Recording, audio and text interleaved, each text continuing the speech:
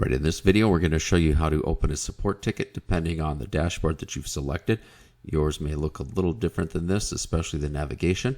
But to get to a create new support ticket, you can either click the create support ticket off of the dashboard. The dashboard is located under the home icon, or you can come up under support center and click on open a ticket. Either way, you'll go to the same page.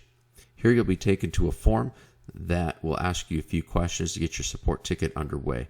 Now, the fastest way to get a hold of us is to use live support, but in the case that live support is not available or they're extremely busy, we do ask resellers to submit a support ticket, and we do monitor those quite closely throughout the day. So the first thing you want to do is come in and select your ticket type depending on the type of issue you're having. We ask that if it's for a specific client, that you please enter the client ID. You can do that either by searching last name here or by going through and finding your client's information through the drop-down menu. And as we move down, please fill this out completely. Let us know exactly what the problem is. And then if you have an attachment to go with that, for instance, sometimes we'll receive information on stats, or they want a pre-approval on something else. If it's a pop-up, if it's not a pop-up, and they'll do a screenshot, you can always attach that through the browse option.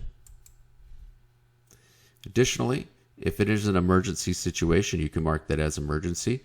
Marking something as emergency will send a text message out to our staff, just alerting us a little quicker that the ticket has come in. Please do note that we check tickets quite often throughout the day, probably every 5 to 10 minutes in our system. So we are on top of this as quickly as possible. Please do not mark it an emergency if it is not an emergency. Abusing the system can result in us removing that feature from your account. After that, after we filled everything out, we'll go ahead and click on Submit Support Ticket. That will give us a confirmation and a ticket ID, and then it will bring us back to the dashboard where we can view that ticket, or if we happen to resolve the issue on our own, we can go ahead and close that ticket and let the staff know.